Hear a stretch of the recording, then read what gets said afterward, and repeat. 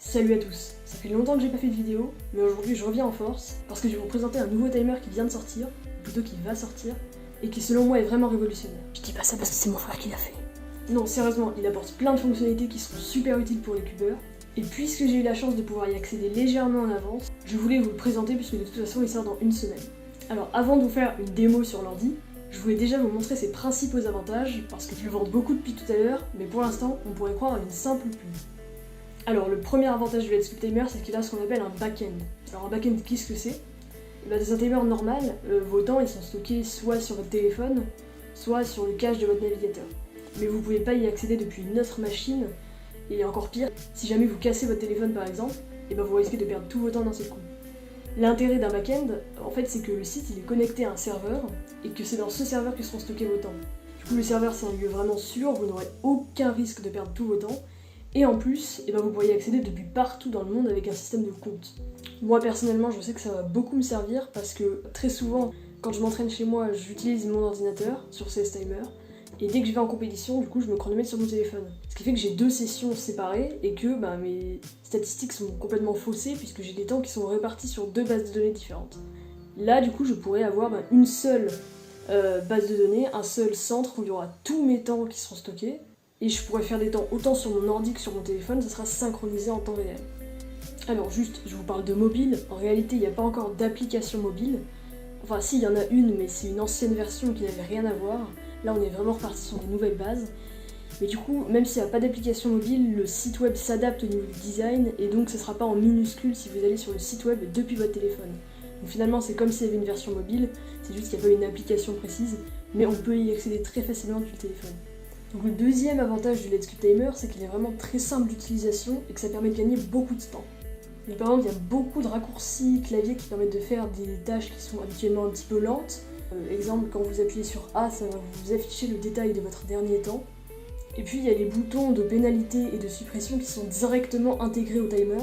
Donc plus 2 DNF et supprimer le temps. Vous pouvez directement les cliquer depuis le timer sans avoir, par exemple comme c'est le cas sur CS Timer, à aller dans le détail du temps et faire les pénalités depuis là. Alors pour aller encore un petit peu plus loin, quand vous vous inscrivez, vous pouvez aussi gagner du temps en mettant votre ID WCA et ça va automatiquement compléter votre prénom, votre nom et votre photo de profil. Donc vraiment, encore une fois, il y a du gain de temps même au niveau de l'inscription.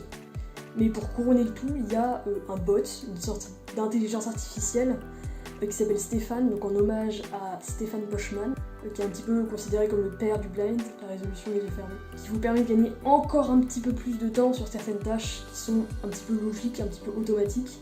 Par exemple, si jamais je fais un 1 seconde ou 3x3, évidemment ça n'a aucun sens, c'est pas possible que je fasse ça, enfin en 2020 en tout cas, parce que d'ici quelques années on ne sait pas encore. Et du coup Stéphane va automatiquement m'alerter dans ce cas-là, et il va me dire c'est absolument impossible que tu fasses ce temps, et donc il va le supprimer automatiquement. Ça permet encore une fois de gagner un petit peu plus de temps, et c'est vraiment pratique. En plus de vous aider et de vous faire gagner du temps, Stéphane est aussi une sorte de compagnon un petit peu, puisque à chaque fois que vous allez battre un record, il va vous alerter également. Il va vous dire par exemple combien de secondes vous avez gagné par rapport à votre ancien record. Ça va vous permettre de vous rendre compte précisément quand est-ce que vous battez des records. Et à terme, l'idée c'est que Stéphane, ça va devenir un petit peu une sorte de coach qui va vous donner des conseils pour progresser et aller encore plus vite au Rubik's Cube. Parce qu'il pourra analyser un petit peu les temps que vous faites, le temps que vous passez à l'inspection par exemple, et à partir de là il pourra tirer des conclusions et donc des conseils pour vous faire avancer.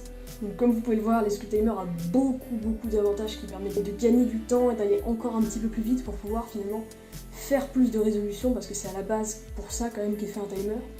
Donc si on peut éviter de perdre trop de temps sur des tâches un petit peu nulles, et ben c'est parfait. Ouais, c'est cool ça, mais du coup, tu pourrais nous montrer parce que t'en parles beaucoup depuis tout à l'heure, mais au final, on n'a toujours pas vu le timer. J'avais prévu en fait, c'est exactement ce que j'ai. Donc du coup, on se retrouve sur le site du timer.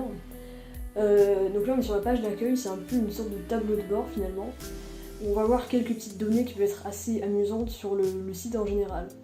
Donc on voit le nombre de cubeurs qu'il y a actuellement qui sont inscrits sur le site. Donc pour l'instant, on n'est que 7 forcément parce que c'est une pré-ouverture. Ensuite, on a le nombre de cubes qui ont été résolus au total sur le timer. Donc pour l'instant, encore une fois, il y en a 154, ça risque de beaucoup évoluer. Et on a la somme de tous les temps qui ont été faits sur le timer. Voilà, c'est une petite statistique assez intéressante. Alors comme vous pouvez le voir, il nous propose de gagner un petit peu plus de résolution. Alors qu'est-ce que ça veut dire? En fait, puisque les temps ils sont stockés sur le serveur, un serveur ça demande pas mal d'entretien et donc ça coûte un petit peu d'argent. Et forcément, on peut pas du coup permettre à tout le monde de stocker un nombre illimité de temps. Donc il y a certaines limites, mais on peut en dépasser quelques-unes en faisant des sortes de quêtes qui nous permettent de gagner 50 résolutions. Donc par exemple là c'est juste vérifier son email avec un email de vérification, c'est tout bête. Aussi on va regarder un petit tuto sur le timer. Et enfin il faudra répondre à un questionnaire. Voilà. De base il y en a 100. Hein. Comme ça vous vous dites ça fait 250 résolutions, ça fait quand même pas beaucoup. Alors on verra à la fin de cette vidéo comment faire pour en gagner encore plus et avoir un nombre presque illimité, mais avant ça, je vais vous faire le reste de la présentation. Alors ensuite on arrive sur la page du timer. Comme vous pouvez le voir, elle est assez complète, il y a pas mal de modules un peu différents, donc je vais passer dessus un par un pour vous expliquer précisément leur fonction. Donc premièrement, on a la partie pour sélectionner le cube. Alors vous allez me dire c'est tout bête, il n'y a rien d'exceptionnel. En réalité si, c'est un petit peu particulier. Dans la majorité des timers, vous avez différents events, par exemple le 3x3, le OH, le 4x4, enfin bref, vous avez des events comme ça. Sur les cube timers c'est un petit peu différent, en fait vous avez différents cubes, et pour chaque cube vous avez 4 types de résolution. Donc en fait on a tous les cubes officiels, et du coup pour chaque cube on a TH donc à 2 mains, OH à 1 main, blindfolded donc les yeux fermés, et Fizz avec les pieds. Voilà. Globalement l'intérêt de ça c'est que ça permet d'avoir une grande diversité d'events, puisque par exemple quand je vais dans le 4x4, je peux faire par exemple du 4x4 OH, c'est possible. Voilà. Sans compter qu'en plus on a quelques puzzles non officiels, alors pour l'instant il n'y en a pas beaucoup évidemment, c'est prévu qu'on en rajoute pas mal. Donc voilà à peu près tout ce qu'on peut dire sur cette partie là. On va revenir au 3x3 TH. Ensuite comme vous pouvez le voir du coup là on a le sélecteur de sessions, donc il y a différentes sessions, par exemple entraînement, enfin on crée les sessions qu'on veut en fait. Et dans chaque session, on va avoir du coup des temps qui sont stockés séparément.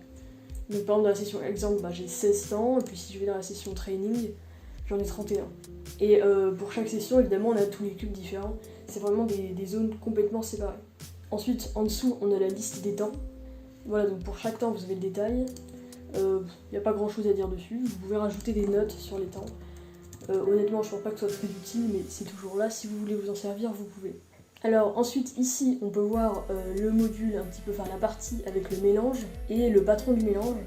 Alors faut savoir qu'il y a des patrons disponibles pour absolument tous les events, officiels bien entendu, hein. Il n'y a pas encore de patron pour le kilomax et tout. Mais on a un patron pour le square one, on a un patron pour le clock, donc là-dessus il n'y a pas trop de problème. Ensuite au niveau du timer, alors il y a différents modes de saisie possibles. Donc pour l'instant il n'y en a que deux. Il y a soit le clavier, donc on appuie sur le clavier, ça lance le chrono. Soit c'est manuel, moi c'est personnellement ce que j'utilise, c'est-à-dire que je fais mes temps sur mon StackMat et ensuite je reporte du coup sur le timer. Je vais pouvoir par exemple vous faire une petite démonstration de Stéphane. Donc imaginons, là je suis en 3x3 TH, imaginons que je fasse, je sais pas, 1 seconde, hop, il y a Stéphane qui me dit c'est absolument pas possible et il me dit de le supprimer. Voilà. Donc encore une fois ça fait gagner du temps. Par exemple si je fais 7 secondes, là, ça a un peu plus de sens, donc je peux essayer de le sauvegarder, et là, c'est là que je vais pouvoir vous montrer. Je dis que j'ai battu mon nouveau record, ce qui est tout à fait normal, j'ai jamais fait que 7 secondes. On a la possibilité de mettre le +2, le DNF, et de supprimer le temps. Donc il y a une petite validation nécessaire, donc ça permet d'être sûr de ne pas supprimer les temps comme ça à tout va. Hop, et ça le supprime. Ensuite, à droite, donc ici, on a single, MO3, AO5, AO12, donc en cours, et le meilleur, notre record. Alors il faut savoir que le meilleur qui est écrit là, c'est le meilleur évidemment dans cet event et dans cette session. Voilà. Donc par exemple ici c'est un 12-23 et je vois que c'est mon record. C'est-à-dire que le dernier temps que j'ai fait c'est un 12-23 et c'est le record de la session. Ce qui fait que il est surligné en vert comme vous pouvez le voir. Donc non seulement il y a Stéphane qui nous alerte, mais en plus c'est surligné en vert, comme ça on est sûr de rien rater. Et enfin on a du coup la courbe. Alors la courbe des temps, elle affiche 3 choses, les singles, les AO5 et les AO12. Si jamais vous trouvez que ça fait un peu beaucoup et qu'elle est un peu surchargée, il est possible d'en désactiver. Par exemple si je clique sur AO12, ça cache la courbe de l'AO12. Pareil pour single, pareil pour tout. Et enfin on a les paramètres du timer, donc ici qui permettent d'activer ou non l'inspection et de gérer l'actualisation du timer. Donc par exemple soit toutes les millisecondes, soit tous les centièmes de seconde, soit jamais, c'est-à-dire que si je mets jamais, on verra pas, là il y aura écrit résolution. C'est-à-dire qu'on peut pas voir le temps pendant qu'on résout. Voilà à peu près tout ce que je peux dire pour la page timer. Ensuite, la troisième page du timer, c'est tout ce qui va être statistique et analyse un peu plus poussée. Donc on peut avoir du coup des analyses par épreuve et des analyses par session. Voilà. Donc si par exemple j'ai la session exemple, je vais avoir des analyses sur ma session. Si je vais dans l'event 3x3 TH, et ben j'aurai des statistiques sur cet event. Donc par exemple, je peux voir le meilleur temps que j'ai fait toutes sessions confondues. C'est vraiment mon meilleur temps en 3x3. Mais je peux aussi avoir le meilleur temps par session. Dans la session exemple, j'ai fait 12,23. Dans la session training, j'ai fait 12,69. Et du coup, ici, j'ai accès au meilleur temps total. On a aussi la moyenne, un peu la moyenne générale de tous les temps qu'on a fait, toutes sessions confondues, du coup, encore une fois. On a la moyenne du temps d'inspection, alors là, elle est égale à 0. Pourquoi ? Parce que moi, je me chronomètre avec mon StackMat et je rentre les temps manuellement. Ce qui fait que j'ai pas d'inspection sur le timer. Mais si vous utilisez le clavier, ça vous affichera l'inspection. Vous avez le nombre de résolutions totales, la somme de tous les temps, et enfin la moyenne de vos temps. Donc là je vois que j'ai une progression de 1,71 secondes en moyenne. Alors évidemment sur 47 temps c'est pas très précis parce que c'est énorme 1,71 secondes, mais puisqu'on est au début c'est pas très significatif. Et j'imagine que sur l'échelle d'un an ça doit vraiment nous montrer la progression et ça va être assez motivant globalement. Alors après du coup évidemment on peut changer d'event, par exemple si je vais dans le OH, le blind, voilà. Et puis on peut aussi faire par session. Du coup dans la session je vais avoir le nombre d'épreuves, donc là j'en ai 3, le nombre de résolutions et la somme de tous les temps de la session. Voilà. Quatrième onglet, on a une petite page de news où de temps en temps il y aura quelques annonces, pour par exemple les nouvelles versions ou les petits changements dans le timer. Globalement il n'y en aura pas très souvent je pense, mais c'est là et on sera annoncé quand il y aura des modifications. Et enfin, la dernière page du site, c'est ce dont je vous parlais tout à l'heure. En fait, il y a une limite de temps, comme vous pouvez le voir. Au maximum, gratuitement, on arrive à 250 temps. Mais puisqu'il faut faire tourner les serveurs, si jamais vous voulez avoir plus de temps, il y a un abonnement qui est disponible. Et à l'occasion de l'ouverture du timer, il y a une réduction de 60%. Ce qui fait que pour 4$ par mois seulement, c'est vraiment pas grand chose, et vous avez accès à 10 000 résolutions, vous avez la possibilité de faire 10 sessions différentes alors que normalement il n'y en a que 3, et vous pouvez faire 1000 résolutions par session alors que normalement vous ne pouvez en faire que 100. Donc ça apporte pas mal d'avantages et c'est franchement pas cher. Il y a un petit comparatif là, en fait par an ça correspond à acheter 2 cubes de la classe standard à peu près, donc il y en a pour 47€ à l'année. Voilà, bon j'ai fait à peu près le tour du timer, tout ce que je pouvais dire sur ce timer. Comme vous pouvez voir, il y a beaucoup de fonctionnalités qui sont assez intéressantes, mais globalement on revient surtout sur ce que j'avais dit au début de la vidéo, c'est-à-dire vraiment que c'est un timer déjà qui possède un back-end, donc qui permet vraiment d'accéder à nos temps depuis partout dans le monde, et en plus, il est très rapide, très simple à utiliser. Je viens de vous faire quelques petites démos avec Stéphane, et franchement c'est vraiment pratique. J'espère que cette vidéo vous a plu. À l'heure où je tourne ce plan, la limite de place a été montée à 100, donc si vous êtes motivé, foncez sur le lien que j'ai mis en description. Et puis sachez que dimanche, Let's Cube Timer ouvrira au grand public et il y aura 500 places disponibles. Seulement on sait pas encore à quelle heure. Donc si jamais vous voulez arriver parmi les premiers et être sûr d'avoir votre place, abonnez-vous et je mettrai un post ou une story sur ma chaîne YouTube pour vous annoncer précisément le moment où ça sortira. Allez salut et à dimanche sur Let's Cube Timer.